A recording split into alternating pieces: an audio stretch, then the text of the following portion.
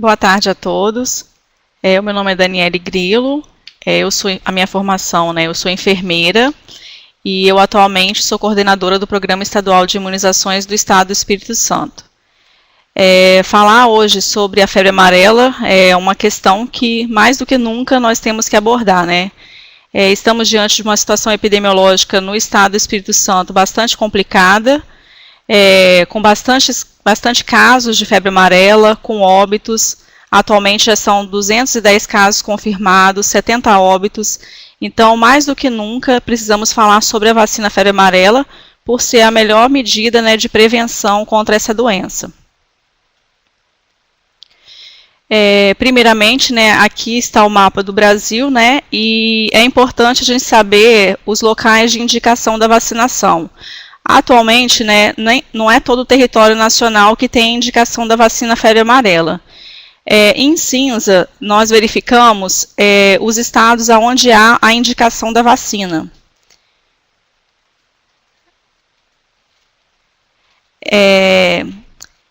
E aqui a gente vê uma área em azul, onde nós temos o estado do Espírito Santo, uma parte da Bahia e uma parte aqui do Rio de Janeiro também, aonde entra como área com recomendação temporária de vacinação.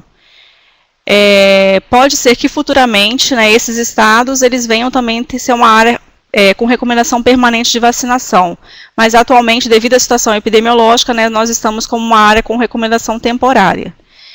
Para acessar informações mais detalhadas sobre as indicações, os municípios onde tem indicação de vacinação, nós também podemos acessar o site do Ministério da Saúde, esse link aí abaixo, e lá você pode verificar cada município do Brasil onde tem, então, a indicação da vacina. Porque alguns estados não é o estado inteiro onde tem indicação de vacinação, como, por exemplo, o estado de Minas Gerais. O estado de Minas Gerais, todo o estado, todos os municípios, existe a indicação de vacinação.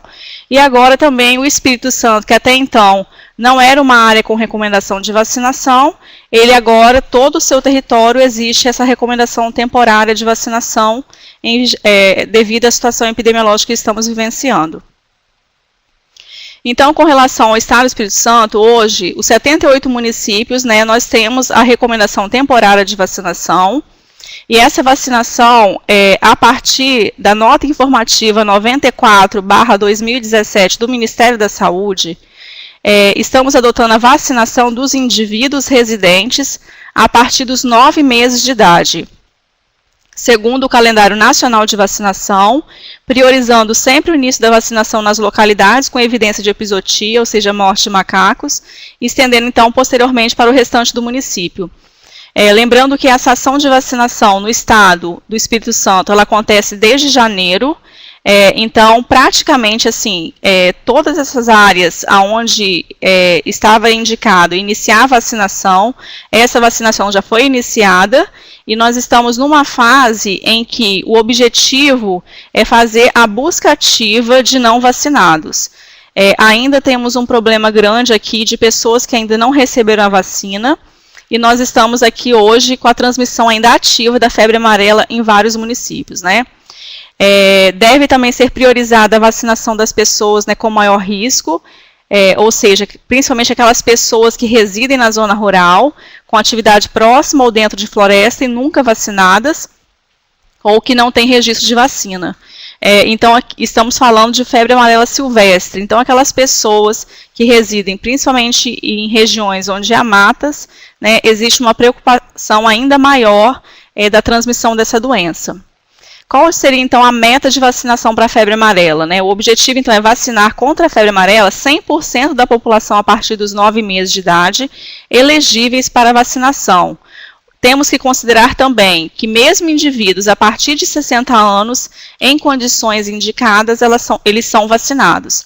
Então, não podemos deixar de vacinar os idosos neste momento, devido à situação epidemiológica que o nosso estado se encontra, Então, por isso que a gente fala 100% da população elegível. Ou seja, só não vamos vacinar aquela pessoa que tenha uma contraindicação à vacinação. O restante da população toda deve ser vacinada. É importante também reforçar que, né, como a gente já sabe, é uma vacina que é ofertada no calendário do SUS, ela é enviada mensalmente para todo o país, né? A situação agora diferenciada do Espírito Santo, que nós somos área com recomendação temporária de vacinação, nós não éramos até dezembro de 2016, então agora o Estado do Espírito Santo está adotando a vacinação em todo o seu território. E também, por que a gente hoje aqui está falando sobre a febre amarela? Porque a partir agora de abril de 2017, o Programa Nacional de Imunizações, ele passou a indicar a vacina febre amarela em dose única para áreas com recomendação de vacinação em todo o país. Sendo que anteriormente nós fazíamos 2 doses. Por que o Ministério da Saúde passou a adotar essa vacina em dose única?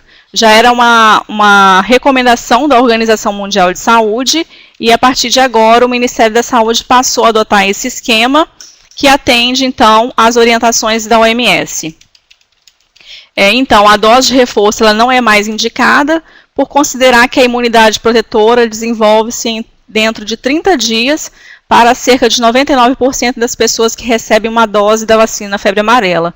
É uma vacina, então, altamente imunogênica e ela tem sido utilizada para a prevenção da doença desde 1937. Em humanos, a melhor evidência, então, da eficácia dessa vacina está baseado no acompanhamento da situação epidemiológica, que demonstra, então, uma redução da incidência de casos após a introdução da vacina. Então, é uma vacina muito importante e altamente imunogênica e que ajuda realmente a prevenir essa doença que pode ser tão grave. Como é que ficou, então, o esquema vacinal após essa mudança, então, que o Ministério da Saúde adotou a partir de abril deste ano? Anteriormente, como estávamos fazendo um bloqueio vacinal, estávamos vacinando crianças a partir do 6º mês de vida. Com essas novas recomendações do Ministério da Saúde, estamos vacinando somente a partir dos 9 meses de vida. Então, como é que está ficando a situação das crianças entre 6 a 8 meses de vida? Então, se ela for uma criança não vacinada, neste momento, com esse novo esquema, não vamos administrar a vacina. Vamos agendar o retorno para a vacinação aos 9 meses de idade. Se caso a criança foi vacinada entre 6 meses a 8 meses de vida, né, vamos administrar uma dose aos 9 meses de idade, atentando para o intervalo mínimo de 30 dias. Então, como anteriormente a recomendação era que vacinássemos crianças a partir de 6 meses, vamos encontrar então crianças vacinadas entre 6 a menor de 9 meses. Neste caso, essa dose não é válida na rotina, porque ainda há uma interferência grande de anticorpo materno. Então, para a criança realmente estar imunizada, ela tem que receber essa vacina a partir dos 9 meses de vida. Então, se ela foi vacinada entre 6 a 8 meses, ela precisa, então, ser revacinada aos 9 meses de idade, e essa sim que será considerada a dose válida como dose única. Quando a criança tem entre 9 meses a 4 anos de idade e ela é não vacinada, nós vamos administrar uma dose. Criança com 9 meses a 4 anos de idade já vacinada, como o esquema agora é em dose única, não vamos mais administrar a vacina. Vamos considerar que ela já está vacinada. Crianças com 4 anos de idade não vacinada, vamos administrar uma dose. Crianças com 4 anos de idade já vacinada, então ela já tem a dose única, não vamos administrar a vacina. Vamos considerar que a criança já foi vacinada. E pessoas a partir de 5 anos de idade que já foram vacinadas, mesma coisa, não vamos administrar a vacina, vamos considerar que essa pessoa já foi vacinada. Com relação à gestante, também é uma dúvida frequente, né, a questão da vacinação da gestante contra a febre amarela. No caso, uma gestante não vacinada, nós vamos administrar uma dose em gestante em qualquer período gestacional que resida em local próximo onde ocorreu a confirmação de circulação do vírus, seja epizootia, caso humano ou vetor, ou seja, uma área afetada. Então, no caso da gestante, nós vacinamos nessa situação, ou seja, naquele local onde foi confirmado que há a circulação viral. Nos locais onde não existe uma confirmação de circulação viral, aí a gestante ela não entra, não é indicada a vacinação dela. Mas, por exemplo, neste momento no estado do Espírito Santo, grande parte dos municípios existe uma confirmação de circulação viral, seja por epizootia, seja por caso humano. Então, nesses municípios, há sim a indicação de vacinação da gestante, tendo em vista o risco epidemiológico em que ela se encontra. No caso de uma gestante que já foi vacinada, né, ela já tem uma dose que ela tomou anteriormente na vida dela no cartão, não vamos administrar a vacina, vamos considerar que essa gestante já está vacinada. Outra questão também que gera muita dúvida é da nutriz, aquela mulher que está amamentando uma criança, né? Se for uma mulher que está amamentando uma criança menor de 6 meses de vida e ela for uma mulher não vacinada, nós vamos administrar uma dose na lactante, que reside em local próximo onde ocorreu a confirmação de circulação do vírus, seja em epizootia, caso humano ou vetor, que a gente considera a área afetada. Neste caso, o aleitamento materno ele deve ser suspenso, então, por 10 dias após a vacinação. E é importante, então, procurar um serviço de saúde para essa orientação e acompanhamento, a fim de manter a produção do leite materno e garantir o retorno à lactação, então, da criança. Isso, então, é para crianças menores, né, aqui, menores de 6 meses de vida. Isso também gera muita confusão. Por que a gente não deve, então, tem que ter essa precaução com uma mulher que amamenta uma criança menor de 6 meses de vida? Porque a gente sabe que a criança menor de 6 meses de vida, existe uma contraindicação à vacinação e pode, então, passar o vírus pelo leite materno. Então, por esse motivo, tem que ter a suspensão desse aleitamento materno por, no mínimo, então, 10 dias após a vacinação dessa mulher que está amamentando. No caso da mulher que esteja amamentando uma criança menor de 6 meses de vida e ela já está vacinada, nós não vamos administrar a vacina, vamos considerar que essa mulher está vacinada. Então, aqui, com relação à gestante e à nutriz, nós só vamos fazer a vacinação delas, né? Nutriz de criança menor de 6 meses e gestante, no caso daqueles locais onde há uma confirmação da circulação viral. No caso, mulher que esteja amamentando uma criança a partir de 6 meses de vida e ela for não vacinada, aí, em qualquer situação, nós vamos administrar uma dose, mesmo naquelas áreas onde não há confirmação de circulação viral, mas é uma área com recomendação de vacinação, porque aí não tem nenhum problema a mulher que está amamentando um bebê com mais de 6 meses receber a vacina. Então, neste caso, a mulher recebe a vacina e o seu filho vai receber quando ele fizer 9 meses de idade. Mulher que esteja amamentando criança a partir de 6 meses de vida, vacinada, não vamos administrar a vacina, nós já consideramos, então, que ela está vacinada. Outra questão também que surge muita dúvida é com relação à vacinação do idoso, né? Então, a pessoa com 60 anos ou mais que não apresente comorbidades e ela não foi ainda vacinada, ela deverá ser vacinada. No entanto, é fundamental que o serviço de saúde faça a avaliação desse idoso, né, perguntando se essa pessoa não se enquadra nas contraindicações elencadas na nota informativa número 94 de 2017, que é a nota informativa do Ministério da Saúde, e também temos uma versão estadual, que é a nota informativa 05/2017, onde também temos informações sobre as contraindicações da vacina febre amarela.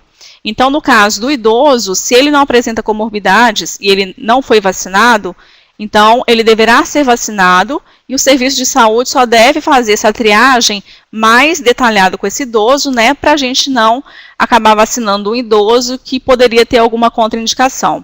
Lembrando que hoje nós estamos tendo uma situação de mais falsas contraindicações do que contraindicação propriamente dita. Então, também temos que tomar esse cuidado de não acabar não fazendo a vacinação no idoso devido a uma falsa contraindicação. No caso de pessoas com 60 anos ou mais que apresentem comorbidades e ele é não vacinado, não deverá ser vacinada, então, se apresentar qualquer uma das comorbidades elencadas na nota informativa 94/2017, que eu acabei também de citar. No caso do viajante internacional, vamos seguir as recomendações do Regulamento Sanitário Internacional e se ele for não vacinado, administrar a vacina pelo menos 10 dias antes da viagem.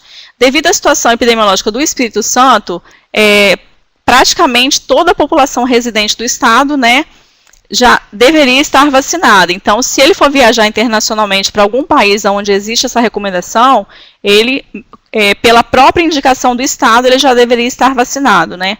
Mas se ele não estiver, pelo menos 10 dias, então, antes da viagem internacional, ele tem que tomar a vacina.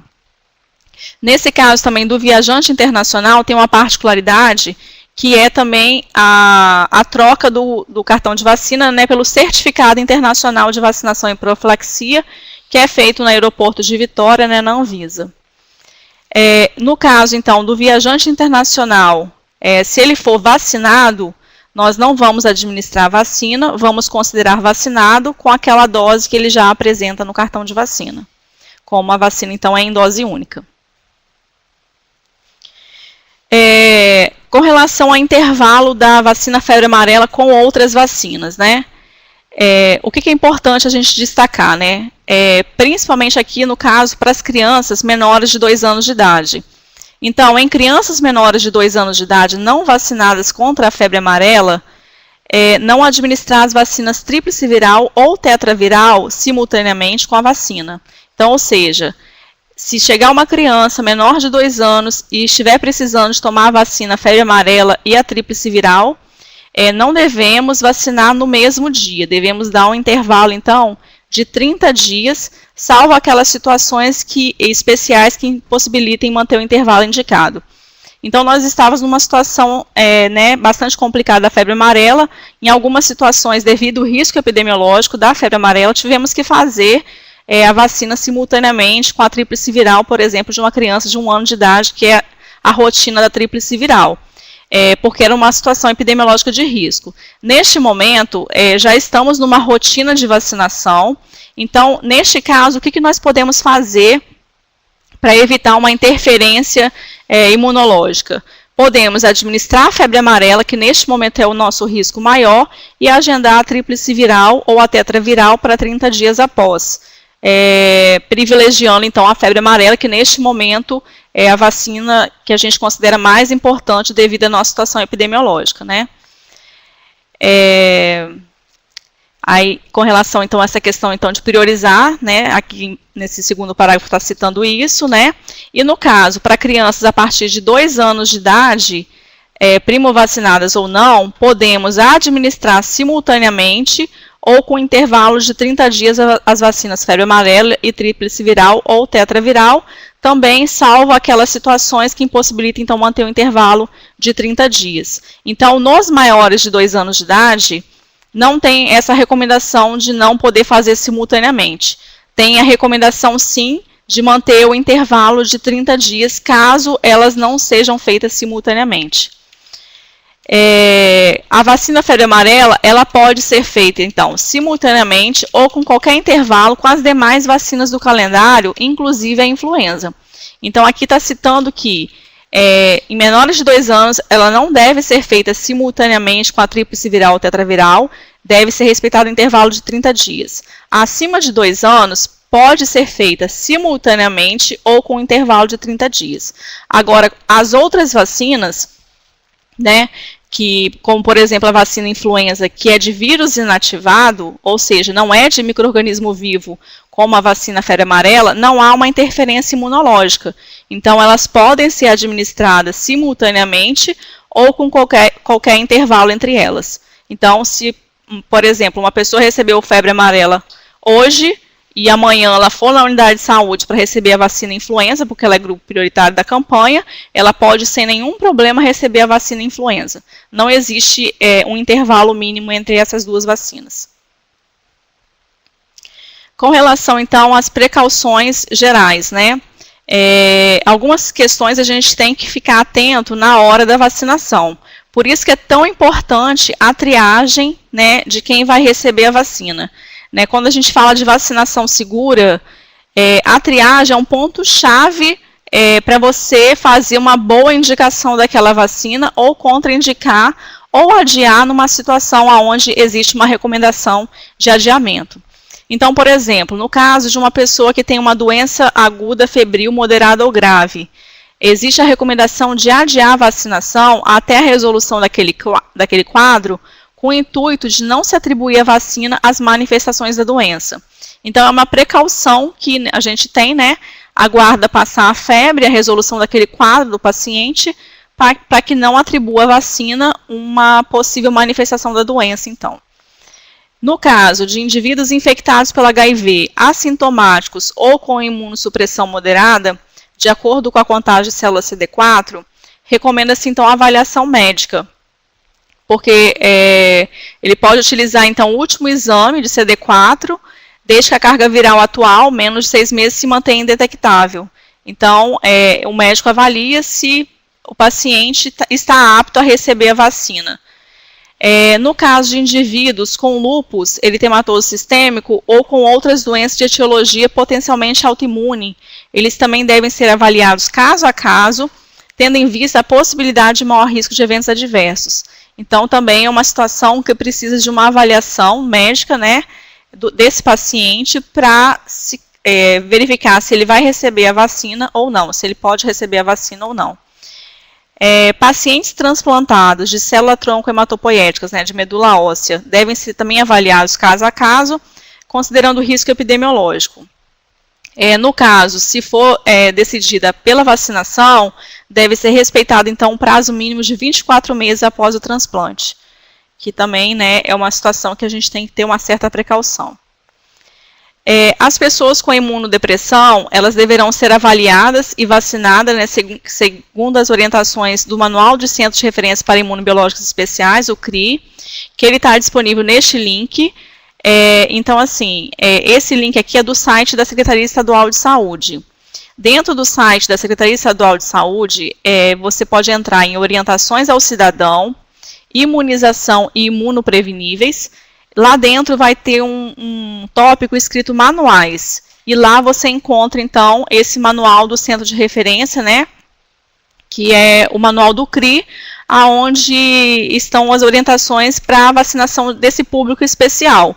Porque o objetivo do CRI é ser um suporte, né, para os municípios na vacinação desses pacientes com doenças crônicas ou condições clínicas especiais. E o manual dá várias informações sobre esse público. Aqui tem um quadro sobre o uso de drogas imunossupressoras e intervalo de descontinuidade de tratamento para aplicação de vacinas atenuadas. Então, assim, toda vez que a gente fala de uma situação de imunossupressão, temos que ficar atentos quando é uma vacina de micro-organismo vivo. Então, pelo fato da vacina febre amarela ser uma vacina de vírus vivo atenuado, situações de imunossupressão devem ser avaliadas com bastante cautela. Primeiramente, aqui falando dos corticoides, o que a gente verifica? Com relação aos corticoides, tem muita falsa contraindicação. Então, aqui, quando se fala corticoide, em que situação podemos vacinar? Não pode se vacinar quando a pessoa faz uso de corticoide em dose imunossupressora por mais de 15 dias. Então, o que isso representa? Quando uma criança está fazendo um uso de corticoide maior que 2 miligramas quilo dia por mais de 15 dias, e um adulto acima de 20 miligramas dia por mais de 15 dias. Então, estamos falando de corticoide em uso prolongado e em alta dosagem. Se o paciente faz uso de um corticoide, mesmo que sistêmico, em dose baixa ou em tempo curto, isso não contraindica a vacinação, porque você não vai fazer uma imunossupressão nesse paciente. Mesma coisa se aplica a corticoide inalatório e tópico. Corticoide inalatório e tópico não contraindica a vacinação. O paciente pode receber a vacina febre amarela. Então, também a gente verifica muito isso. Às vezes, um paciente faz uso de uma bombinha, né, um corticoide inalatório, e às vezes existe uma falsa contraindicação à vacina, o que não é verdade. Então, ressaltando, corticoide é quando o paciente faz uso em alta dosagem por mais de 15 dias. Essas outras medicações aqui são medicações assim, específicas de alguns tratamentos, né? Aqui está dizendo o seguinte: quando faz uso dessa medicação, né? Quanto tempo depois eu posso, então, administrar a vacina febre amarela? Existem algumas medicações aqui que são de uso contínuo. Então, é o médico do paciente que vai avaliar a questão da suspensão da medicação ou não. Então, por exemplo, o paciente fez uso de corticoide em alta dosagem por mais de 15 dias. Quanto tempo depois eu posso aplicar a vacina febre amarela? Então, eu tenho que esperar 4 semanas depois que ele interrompeu o tratamento para aplicar a vacina. E cada uma dessas medicações aqui, eu tenho um tempo depois de suspensa a medicação que o paciente vai poder receber a vacina. Então, isso vai ficar a critério médico, né? Se o médico suspendeu e indicar a vacinação será feita. Com relação ao uso de medicamentos, então, também modificadores do curso da doença, o intervalo de descontinuidade de tratamento para aplicação de vacinas atenuadas. Aqui também tem algumas medicações. E aqui o intervalo, né, depois que o paciente deixou de fazer uso, quanto tempo depois eu posso aplicar a vacina febre amarela.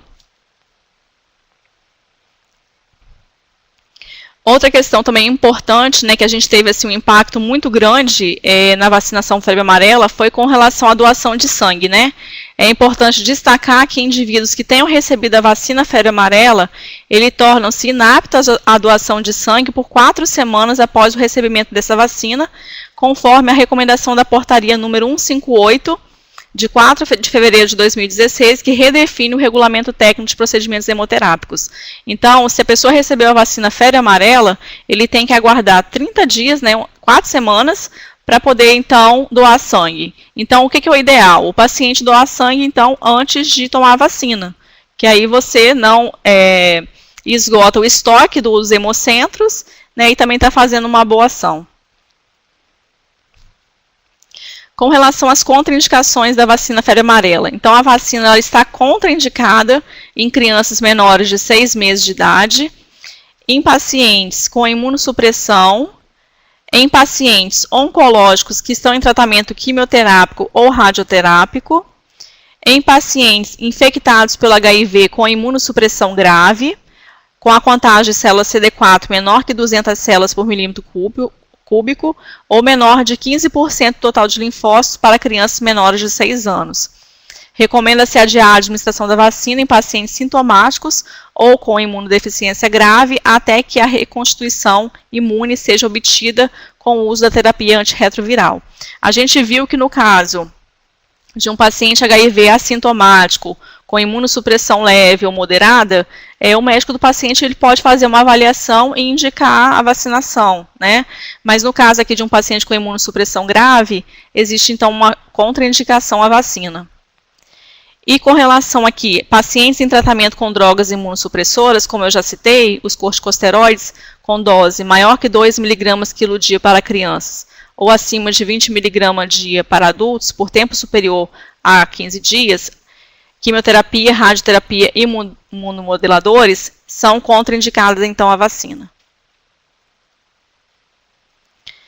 Pacientes que tenham desencadeado doença neurológica de natureza desmielinizante, como síndrome de Guillain-Barré, ADEM e esclerose múltipla, no período de 6 semanas após a aplicação de dose anterior da febre amarela, da vacina febre amarela, eles devem ser avaliados caso a caso.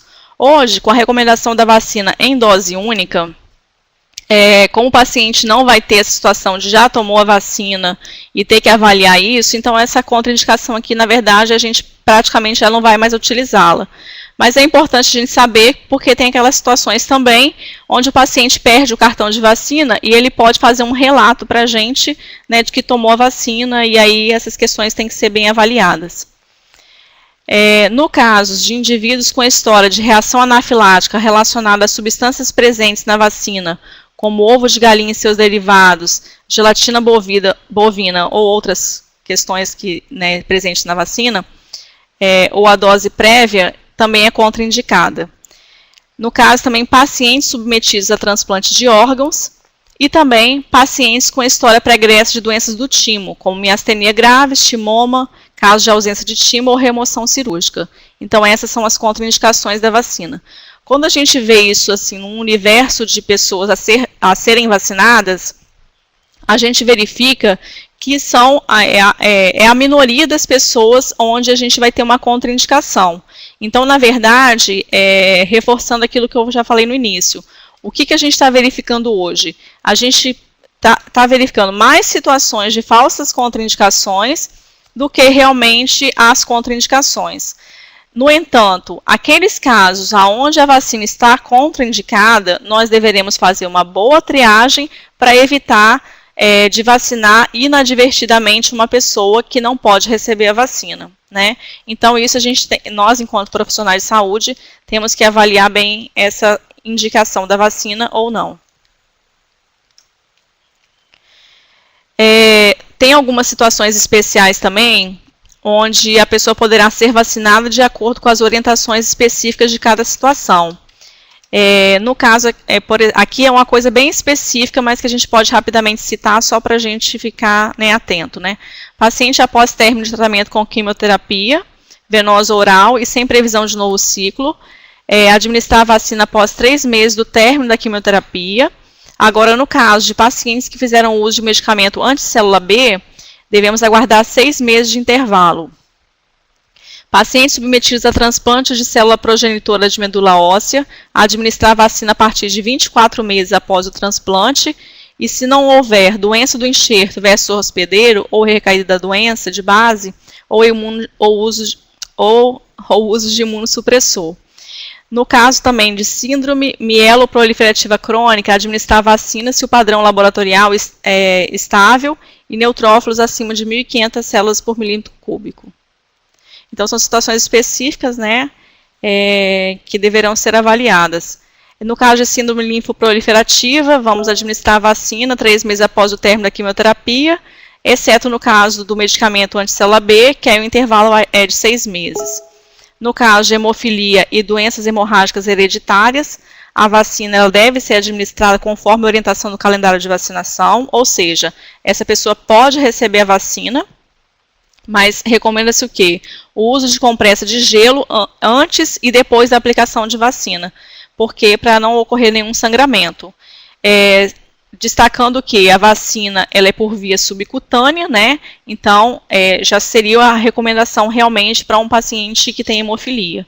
Mas aí também entra a questão do cuidado da compressa de gelo, né? Para a gente fazer uma vasoconstrição no local. No caso de doença falciforme, se o paciente não estiver fazendo uso de hidroxiureia, vamos também administrar a vacina conforme o calendário de vacinação, ou seja, o paciente pode receber a vacina. Agora, num caso de um paciente com doença falciforme em uso de hidroxiureia, vamos administrar a vacina somente se a contagem de neutrófilos estiver acima de 1.500 células por milímetro cúbico. Então, no caso de um paciente em uso dessa medicação, é importante, então, a avaliação médica. Com relação aos eventos adversos pós-vacinação, né? A vacina febre amarela é uma vacina extremamente segura, né? Como nós vimos, é uma vacina que já é utilizada nas ações de vacinação desde 1937, com impacto significativo, né, nos casos do Brasil, né? Como nós vimos também no mapa, o Brasil é considerado, em sua maior parte do seu território, né, uma área endêmica para a febre amarela. Então, é uma vacina que já é utilizada rotineiramente em vários estados e que no estado do Espírito Santo, né, a partir de janeiro deste ano, também passou a fazer parte do nosso calendário de vacinação, por sermos considerados uma área com recomendação temporária de vacinação. Então, dito isso, é importante, então, a gente reforçar a segurança da vacina, para evitar que pessoas deixem de se vacinar, deixem de receber esse benefício da vacinação, devido a um receio de evento adverso pós-vacinal. Qualquer imunobiológico, ele pode causar evento adverso pós-vacinal, só que a grande parte das vacinas, a maioria delas, são extremamente seguras e uma parcela pequena da população pode vir a ter algum efeito colateral, né? O que acontece, então, com relação à vacina febre amarela? A maioria dos eventos, ele é local, ou seja, porque é uma vacina injetável, né, por via subcutânea, pode acontecer uma manifestação local. Geralmente, o que pode acontecer é uma dor no local da aplicação, em torno de 4% dos adultos e um pouco menos em crianças pequenas. Geralmente, essa dor é de curta duração, ficando entre o primeiro e o segundo dias depois da aplicação da vacina, é autolimitada e de intensidade leve ou moderada. Manifestações sistêmicas também podem se apresentar, né, mas é uma situação assim, muito menos pessoas vão apresentar uma manifestação sistêmica. E o que pode acontecer? Uma febre, dor de cabeça, dor no corpo, né? Que a febre, você fala, é mialgia. Eventos adversos graves, eles são raros e incluem as reações de hipersensibilidade, ou seja, às vezes o paciente ele pode ter alergia a algum componente da vacina, né? Então ele pode desenvolver uma anafilaxia e uma manifestação alérgica. Isso é extremamente raro, né? Então, os eventos adversos graves são muito raros. Uma doença neurológica aguda, como uma encefalite, meningite, uma doença autoimune com envolvimento do sistema nervoso central e periférico, também é um evento muito raro, né? Mas, como estamos falando de uma vacina de micro-organismo vivo, não isenta de evento adverso desse tipo. E também a doença viscerotrópica aguda, que é uma infecção multissistêmica generalizada, semelhante às formas graves da doença. Então, por esse motivo, que todo o cuidado deve ser feito no momento da triagem da vacinação. Porque quando você exclui as pessoas que têm uma imunossupressão grave, né, pessoas que têm uma contraindicação à vacinação, você reduz as possibilidades de evento adverso grave à vacina. É importante também destacar que no Brasil, no período de 2007 a 2012, a incidência de eventos adversos graves associados à vacina febre amarela foi de 0,42 casos por 100 mil doses administradas. Vamos arredondar aqui para um caso, seria como se fosse um caso por 250 mil doses administradas. Então, para a gente ver quanto que é raro um evento adverso, né, da vacina febre amarela, mesmo ela sendo uma vacina de vírus vivo atenuado. É importante também observar o protocolo de investigação diante de um caso suspeito, né, de evento adverso. E os eventos adversos, quando eles forem graves, né, eles devem ser informados e notificados imediatamente em até 24 horas para que se inicie, né, tão logo receba a informação, a investigação, para a gente ter uma elucidação desse caso. Com relação, então, à notificação, existe uma ficha de notificação de evento adverso pós-vacinal, que os serviços que atendem esse paciente, né, vão fazer a notificação e eles encaminham para o município e o município, por sua vez, encaminha para a regional e para o estado. E o estado também repassa para o Ministério da Saúde. Então, essa notificação de um evento adverso grave, ela tem que ser imediata e rápida, para que todas as medidas sejam tomadas, né? Mas aí eu queria reforçar mais uma vez que estamos falando de uma vacina segura e que precisamos mais do que nunca vacinar a nossa população. Hoje, pesando a situação toda que nós estamos vivendo, a vacina é mais do que indicada e precisamos, neste momento, fazer ao máximo a busca ativa de pessoas que ainda não receberam a vacina. A doença febre amarela é uma doença que pode ser muito grave, né, fatal, e o número de óbitos no nosso estado é muito preocupante. Então, precisamos realmente fazer a indicação correta da vacina para que tenhamos, então, a nossa população protegida. Eu agradeço a todos e eu estou à disposição, né,